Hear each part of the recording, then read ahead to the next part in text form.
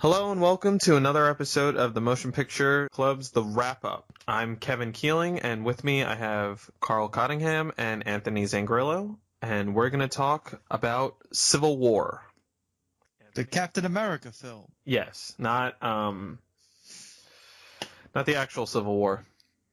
No, I mean it's not an Avengers film. It's not. No, it technically not an Avengers film. It's technically not an Avengers movie, but it might as well be an Avengers movie. Yeah. Just go around. What did you think of the film? So I'll go first. Okay. I'll say I thought it was great. I think it rivals The Winter Soldier because I believe The Winter Soldier is still my favorite Marvel film. But there's certain things that we'll get into that I think were either shoehorned in or just didn't need to do it. But overall, I definitely say would check this out. Yeah, for me, this was leagues above Age of Ultron, which stands at probably my least favorite Marvel film. Captain America 2 is on like my top 2 Marvel films, the other being Guardians, but that's just because I'm a sucker for the music. But I think everybody was a sucker for the music. But Ballroom Blitz, right? Yeah. Yep. Yeah, I thought personally Winter Soldier, in my mind, is the best MCU movie. And even though this technically isn't an Avengers movie, I think this was the best Avengers movie of the lot. I see, that's the thing that I keep going back on. That I'm not sure with the original Avengers. I still think that may be better for me as a movie, but I don't know. I think the first Avengers is probably the best example of what you call a mindless popcorn movie. I don't think that's true. I think The Equalizer is a good like mindless popcorn movie. I think Ultron was, if you ask me, because I was watching it again recently, and that final scene, like with all the Ultrons, it's great action, but it's like just turn your brain off. Like you don't have to think about it at all. It's not choreographed like amazingly. And put it that way. You shouldn't think about it either, because then you'll just like start coming up with all the plot inconsistencies. Whoa. Well, we're not here to talk about Ultron. We're here to talk about Civil War. We're talking about the good one. Do you mean evil Tony Stark? That movie? That's what I call it. That wasn't Ultron. No, I think evil Tony Stark was in this movie because that opening scene with 1991 Tony Stark, I can't help but feel he looks like a child molester. But I'm just saying, I thought it was like good. Like for a second, I was like, oh my god, did they just use makeup? Like it kind of worked for me.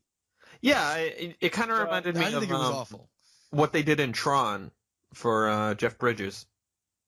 Yes. Well, honestly, I haven't seen Tron Legacy in a while, but from what I do remember about that movie, I definitely say I think the young Robert Downey Jr. in this movie was kind of a little bit better than that, if anything, because it was only 2 minutes.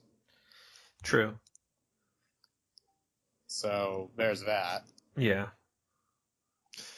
I mean, I think, I was surprised. I didn't think we were even going to have, something like that because they haven't done anything before with Tony Stark. So why not? Is there anything else specific with that scene? I thought it was pretty interesting how they started it, like basically using that technology but saying for a different purpose. Yeah, it's something that I feel like Tony Stark would actually do. Young Robert Downey Jr. didn't bother me at all really much. Again, it was only for like 2 minutes, and then you cut away to the older one, and he's showboating in front of a crowd of MIT students. Like he's known to do. Well, yeah. I mean, it's an interesting way what they're doing. I don't know. Does anybody know the background? Like, is Gwyneth Paltrow not wanting to do the role anymore, or is this something they wanted I'm not completely sure, and I was trying to figure that out. I mean, I know Natalie Portman doesn't want anything to do with the Marvel movies anymore, but I'm not sure about Gwyneth Paltrow at all. Yeah, I mean, because what happens is people that didn't see the film, I don't know why you're listening to this, but there's a whole thing where they have in the speech something about Pepper Potts, and he basically zones out, and it's revealed as you go on in the film that, it seems like they had a breakup because he can't give up Iron Man. That's what I got from it. I don't know. Some people were saying different things about it, but that's how I interpreted it. I feel like maybe that's it. Maybe she I was thinking back to Iron Man 3 actually. Yeah, but it seems like at the end of Iron Man 3 he was saying, I'm not going to be Iron Man anymore, right? Yeah. He blows up all his suits. He says this in the movie. So I think that's the reason why she doesn't I guess leaves him or something like that in the film. I guess so. I mean it's a good way to write her out, but I don't feel like she should have been written out. I mean, because if you don't, then there's why isn't she there? Why isn't she mentioned at all? Even what did they do in Avengers? They had her in it for 5 seconds, right? Yeah, she was only in it for 2 minutes, so. Wait, she was in Avengers 2? She was in the first Avengers. No, not Avengers 2, right? No, she was not in the second Avengers at all. The last one was 3, Iron Man 3. Yeah, the last one was Iron Man 3. That was the last time anyone saw her. Okay. So then... Yeah, I guess she doesn't want to do these movies anymore. Maybe. Well, who knows with that? But, so, first of all, I gotta ask, did you guys read the Civil War comic? Or is this your first introduction to the storyline? I had a review of it. Okay. Somebody reviewed it, and I watched their review, but I myself have not read any of it. I actually do own the comic, and the thing about that one was that it's much more political compared to the movie, for obvious reasons. Mm-hmm. And it's also even more so than this movie tilted toward Captain America. Well, yeah, that's the whole thing that I think they course corrected in the movie, at least. Robert Downey Jr., Tony Stark, Iron Man, is not an awful person, whereas in the comic, he basically is. You can barely find anything to sympathize with him. He's a drunk. Possibly. No. Well, no, he's not really, he's not really drunk in that. He's drunk with power. That's what I thought. I'm just talking about more recent Tony Stark is a severe alcoholic. Oh, they went back to that? I haven't been keeping up. Is he back to being an alcoholic again? I didn't know that. But yeah, the whole thing that I think with the comic is very interesting that I'm fine with, because they don't have secret identities, so it's really difficult to go that route. So I'm fine with what they did with the Accords and whatnot in the film. Yeah. I also like what they did with Iron Man. But I do think, which we'll touch on this later, I guess, with Spider-Man, they kind of lost the heart of Civil War, the comic book, with how Spider-Man played in it. Where here, to me personally, I think Spider-Man's great as a set piece. In terms of being crucial to the plot, not at all. No. In my opinion. He easily could have been written out, honestly. So I think he could have been any other bit, character. What is it? It's a little bit disingenuous the way the Russo brothers kept saying in interviews that they always planned for Spider-Man to be in it. Spider-Man to be in the movie, that they literally had no other option. I find that very hard to believe. That's just what I'm saying, but I don't know. If you chalk it up, he's only in the movie maybe 5 minutes. No, he's got 30 minutes overall, I'd say. I'd say 15 to 20 minutes, roughly. And that's combining Peter Parker and Spider-Man. Yeah. Yeah, that's what I was saying. Because it probably have like 10 minutes Peter Parker scene, and then 20 minutes is the airport, but that's an ensemble. So I'm not like criticizing Spider-Man. I'm just saying like you didn't need him in it because I think they may have missed an opportunity because I thought it would have been a lot more interesting if there was that actual strife. Like I was reading something. Here's something we don't know. Did Spider-Man sign the Accords? Yeah, they don't mention that, do they? So it's like we know he's Team Iron Man, but is he actually Team Iron Man? I mean, considering he wasn't part of the Avengers, was there really a need for him to sign it? What do you mean? Okay, like Well, he's a superhero, right? It's supposed to be anybody superpowered, not just the Avengers. I was under the implication that it was the Avengers who had to worry about it. I think it was like because anyone with like superpowers is right, like they are like part of the Avengers basically, right? I don't know. In this universe at least, because they don't recognize, let's say, like the Defenders, right? Jessica Jones and Daredevil. Let's take them out of the equation because those are the only ones you could say are like heroes. Yeah, honestly, they're never gonna mention any of the Netflix or TV shows. Oh no, they will. I think. There's way too much bad blood between Kevin Feige and the Marvel CEOs, so there's no way that's gonna happen.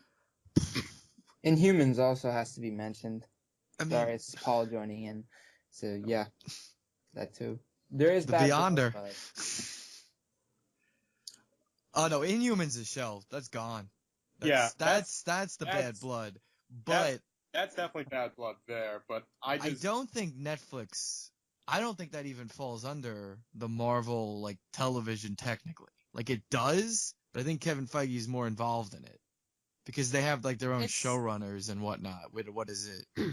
Stephen the Knight, I think his name is. Stephen the Knight, Drew Goddard. I just want to know if Spider-Man is now considered part of the MCU proper, and they're making the Venom movie. I don't know why they're going ahead with the Venom movie. Makes sense.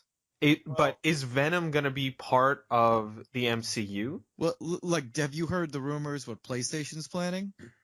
Yeah, that it's like Spider-Man's going to replace Infamous, basically. So Sony's going on all fronts to attack it because they know Marvel will have a resurgence in Spider-Man. Here's the thing, right? If they make a Venom film, do they keep 100% of the money on that one?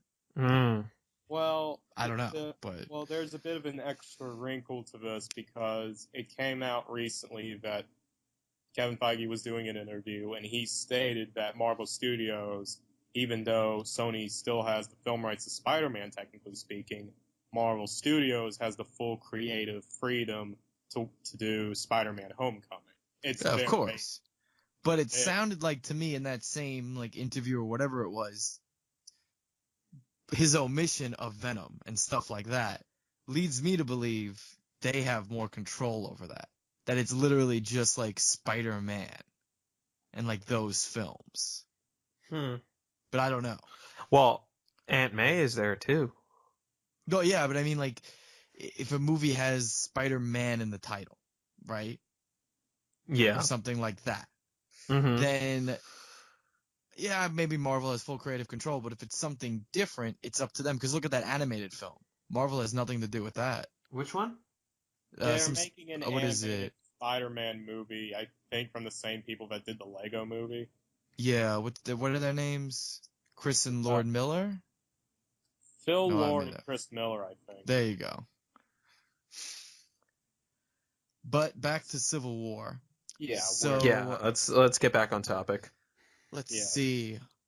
I'm gonna say maybe we should go before we go to the big set piece. Let's talk about Zemo. So what did you guys think of Zemo? Because my personal opinion is I like the character, but I am a little mad that they used Zemo. They should have just used someone else.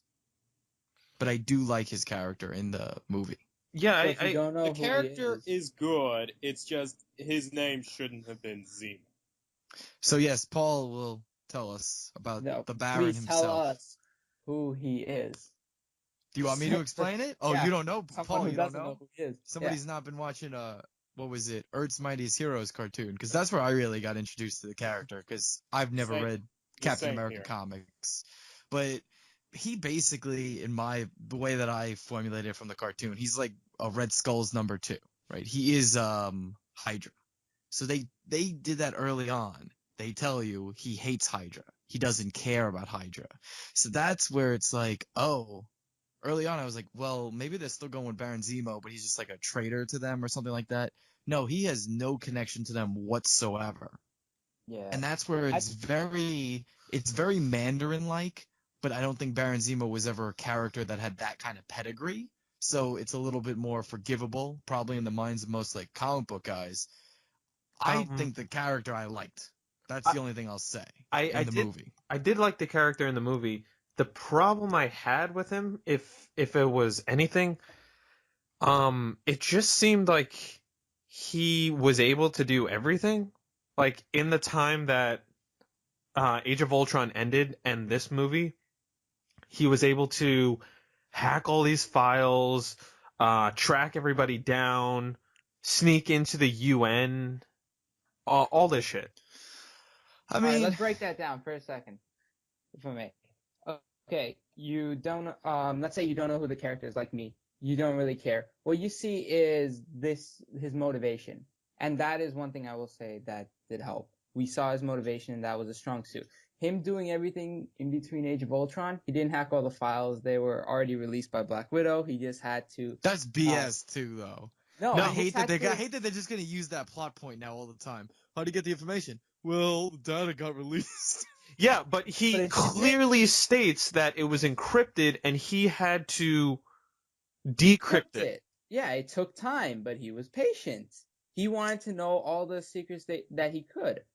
It's not that far-fetched to believe. It's fine because I'm just like I audibly laughed during the film when I heard that line, but I was like, it's fine. It's just like, let's talk about like breaking into the UN. He never gets in. He gets close with the car, and then it blows up. This is what I don't get with that though. Why did everybody think it was Bucky? Because when you have like such a tragic accident like that, you go crazy just trying to just going with the smallest thread you can. We all remember. No. They are showing, in my opinion, I'm looking at it. I saw his face, Daniel Bruce, right? I don't know how to say his name, but I saw the actor's face when they're showing that clip of like the half, whatever you call it, right? The mask, because he technically had a mask on. The guy that blew up the UN. Yeah. I mean, you could give that to partial facial recognition that from the thing they could get, their computer said it was Bucky. Like they should have had a little scene where he's hacking into something. I don't know. No, because that had me so confused in the beginning because I'm like, did he actually do it? Because it seems like he doesn't remember anything. Well, Zemo is the one who did the bombing. Yes. They say it later on in the film when they find the dead body of the actual psychiatrist that there were prosthetics in the hotel room to make him look like Bucky. He did it when he started interviewing Bucky. I'm like, oh, he did it then. He's the one that blew it up. I mean, I saw his face when they're showing the video clip. I'm like, this looks like Zemo. This doesn't look like Bucky. But everyone is saying in the movie, oh, Bucky did it. Look, that's Bucky. And I'm like, are you guys just blind or what are you showing? Maybe it is. A lot of the movie is kind of based on convenience when you really. It's just like, well, just listen to them. Just go with what they say. Don't question it. All right, so just I go think what they say. we're at the real problem. He's a functional villain. His role is to do something to keep the story moving. And we may feel a little bit cheated that, oh, it's just pure convenience that he's allowed to do this, but think if he didn't, where would the movie go? No, I think it was a little laziness. No, they could have added a little bit more threads in to make it all work because I think his plan, I like his plan a lot. and like what his motivation is and what he's saying, getting the two of them to fight each other because of that, and he knew everything was going to work. Like, he's a villain that actually got his plan to work, right? The only thing that didn't work is he didn't commit suicide. Right? That's the only thing that part of his plan that didn't work. Mm-hmm. Right. So, I mean, I give him a little bit more credit than a functional villain, which is where I'm at a weird spot. This is actually. I just wish he was called something else. And all right, Carl, go ahead. It's actually kind of interesting how the villain actually sort of wins in the end, when you think about it. Yes. Yeah, I thought that was the entire point of the movie.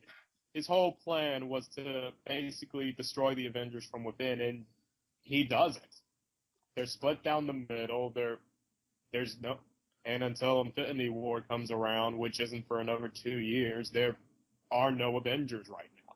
It's just like America after the actual Civil War.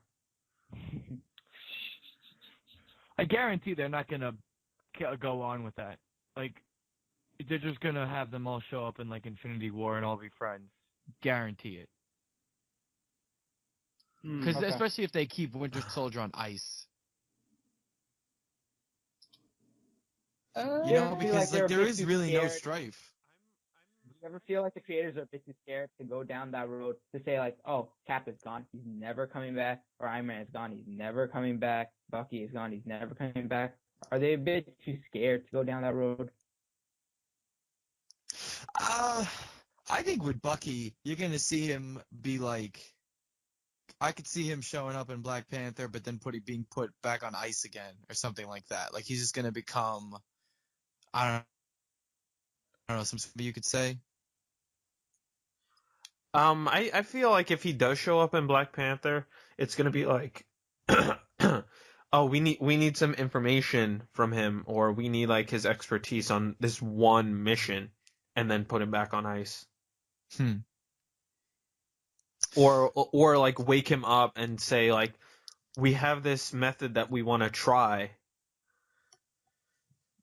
and then like they perform an experiment or whatever. But I'm kind of expecting at like the end of Doctor Strange some mention of the events after Civil War in like regards to Stark or Rogers. Absolutely. We'll definitely get a call back to saying like, oh, here's the situation now after what happened a few months ago or a few weeks ago at that airport. But I'm just thinking like the amount of work they have to go to keep these characters like on reserve also increases the work they have to get them back out of reserve. We have to get the backstory of Iron Man and why he puts on the suit again. Because, hey, he's technically tapped out in Age of Ultron. They just ignore that. They don't care. No, look at Iron Man 3. Let's look at when Bucky escapes prison, right? Yeah. Like, the fact that Iron Man couldn't fight. He had to go out of his way to say, like, hey, I'm just a civilian over here. I only have, like, one glove. Nothing else. That was, in my opinion, that was just to give Robert Downey Jr. some more screen time, but sure. That didn't make any sense at all. Why would he not have a suit on him at all times? Because he gave it up. No, but he didn't, though.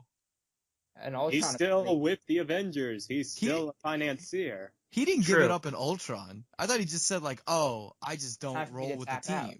You know? That was the line he used. It's time for me to tap out. And you can see, like, he wasn't on the mission in, I'm sorry, what was the country? It was Lagos. No. Yeah. Where did the first accident with... Yeah, that was Lagos. That was not Lagos. That was actually in Wakanda. It was in Wakanda. It was in Lagos, but it killed Wakandans. Yes. Because, that was convenient. They were Wakandan civilians. Yes. That was incredibly convenient, yeah. Considering it was the king, that was outrage.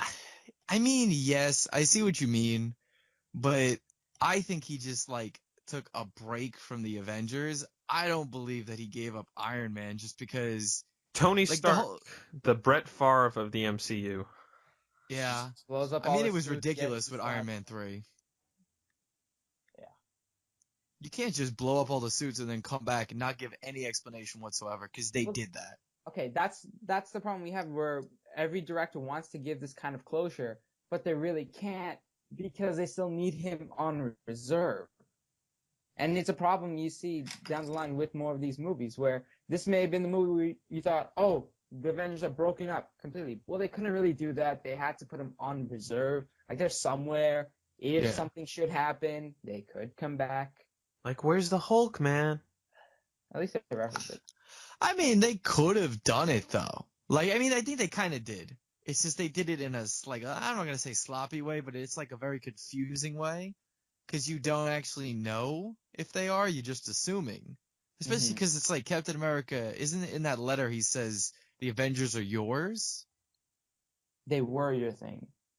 They were? Or I thought he's saying like the Avengers are yours. We're not called the Avengers. That's what I was like getting a little bit of that vibe off. Yeah, right. He goes to found the Justice League. Exactly. That's what I thought. That's when Doomsday comes out and he just kills everybody. That's what happens. Okay. But so you were talking about Black Panther. What were the overall reactions to Black Panther? T'Challa. I liked Black Panther. I thought like for a quick origin story in this, it was pretty nice and like neat. And I'm sure they're going to expand upon it in his standalone film. But for being introduced in a movie and then like getting right into the action, it was great. Yeah, I thought his biggest role was the fact, like, towards the end, that closure and everything happens where everybody winds up. That was, like, his big part. And part of me was, like, a bit disappointed, but then part of me thought, what more really could they do in a film like this? They did really all they could possibly, and it served its purpose. I'm excited. See, I think he was good, although the only thing I think, guess like script-wise or something, I turned to my friend during the film and I was like, so he's technically Team Cap, but he doesn't like the Winter Soldier. Because he's not listening to the task force. He's got diplomatic immunity. Oh, God. That was another thing later on. But I mean, just like, it's weird, isn't it? Because he's really a vigilante. But they can't touch him. I mean, sure. He's got diplomatic immunity. But I mean, like, so he's just a hypocrite then? No, he's Let's not read that far into it. Okay, I see your point. He wasn't really on that side for the ideals. He was more on this side just out of pure vengeance. He's just like, I want to kill this guy. Yeah. So it's like, oh, I mean, yeah, you're definitely Team Iron Man, but you're not Team Accords at all. No. It's more of like the enemy of my enemy is my friend. Yeah, but I liked, the Chadwick was great character. I liked it, you know. I was never really like a huge Black Panther fan. I was looking forward to like seeing him on the screen. So I'm probably looking more forward to the origin story because I actually do want to know some more about that character. But in what we saw, nothing to complain about. No. You should also be happy that this time around the story was he was just vengeful, and in the end he got closure for it, and he's no longer. So that means that was good. It's not going to be like his solo film is not going to be that. We know that at least. Hopefully, it's very true. Yeah. Although I mean, I'm sure he's still going to be fighting with it in the back of his like I don't know. I don't know. Carl? I liked Black Panther. I thought he was very interesting having that seamlessly weaving his origin story into this movie, and I think it's gonna create interest in the character because in a way he's fairly unique in that this isn't just your run-of-the-mill superhero. This guy's technically a king. Yes. Yeah. It's pretty cool. Okay, so should we talk about the airport? Yeah, let's get into the airport scene. I thought the setup was good. Airport. Like, it didn't just start out as a complete brawl. The setup was also pretty interesting, which I was surprised. Yeah. Now, do you mean the mini brawl into the big brawl, or like the reason for them being there? No, okay, well, yeah, I'll agree with the mini brawl. The mini brawl, mini brawl was pretty good, right? Like, you because the reason for them being there, I'm like there. because the reason for them being there, I'm like, okay, all right, I'll buy it. But I'm like, all right, so you needed the Quinjet? Like, why? You need transport And because they can't just drive all the way to like Siberia. what? My Sure, question is, 'cause- why was the Quinjet there? As a trap, some would argue. Was it really? But I don't think it was. I think it just happened to be there. Well, somebody had to fly Spider-Man from Queens. Yeah, no, I thought it was like Black Widow, Black Panther, like the whole team. How did they get there? Iron Man's not gonna carry them all. This is not Justice League, where Green Lantern has those little orbs for everybody. But that's what I thought they had to get there, and it was like, how did they find him again? I thought they were using Did they use Agent Carter to find? Not Agent Carter, but you know what her name is. Yeah, Agent 13. Agent Carter. Sharon Carter. Right now, yeah. Agent Technically, she is. I don't want to call her that because she wants her independence. I'm gonna respect it. Agent 13. Well, the other one's dead, so she can. Who we had a conference call with on YouTube. Yeah, check that out. Advertising. Plugging our shit. Is that how they found Captain America? I was under the impression that they were tracking Agent 13 because they kind of noticed a pattern. Yes. And that's what I thought. They never explain it. I'm just like, I'm buying this. Well, she mentions it. She was like, they're kind of on my tail. Like when she hands them off the gear. So let's take our slow time and make out right now because they're on my tail. Oh, funniest scene ever. I said they were gonna do the shot. They were gonna do the shot of the two of them in the car. It was the best shot ever. It was pretty funny. Okay, back to the airport scene. Well, we don't really know why. There are possibilities. Agent 13 could have been the one that gave him the information directly or indirectly. Most likely indirectly. It could have been that, hey, they're Avengers. They're able to track him and kind of know, like, oh, he needs a way to get out of here. He's going to go to the airport, place with a lot of transportation. I think that's definitely a reach, though, that you think they knew he was going for the jet. It seems like they were very surprised when he springs the trap on them, which was a callback to the comic. So I liked how they have those scenes in it, because that's what I think that's how they had the whole big skirmish in the comic. It was like a setup and then it was like a turn kind of thing. They also had the callback to the comic, if I'm not mistaken, with Agent 13's eulogy. Yeah, that's the exact same speech Captain America gives to Spider-Man. Yeah, the comic. So those were nice. I would say with the mini skirmish, the best part's definitely Spider-Man and that going against Winter Soldier. Yeah. You got a metal arm? That's awesome, dude. That's why it's. Remember when he threw the car back? Oh yeah. But it's like all of those scenes were definitely like.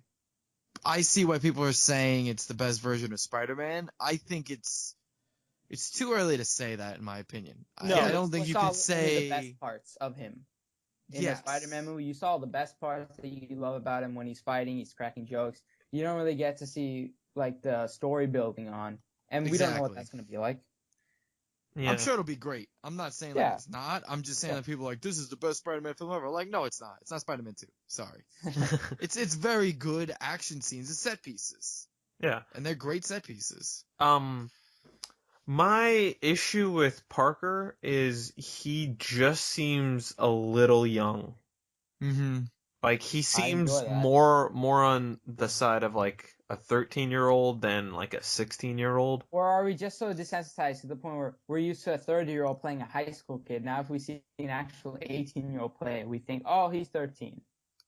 Are we at that point as a society? We are. I'm used to an older Spider-Man. True. Yeah. Yeah, that's the thing. Maybe we were just raised up like this. Maybe the younger generation who weren't used to those films will see it and go, okay, they would look like. I know because I'm in high school. Like, if a kid in high school saw it for the first time. Yeah, but I mean, like, so this is the whole thing. I know everybody wants to bring it back to high school.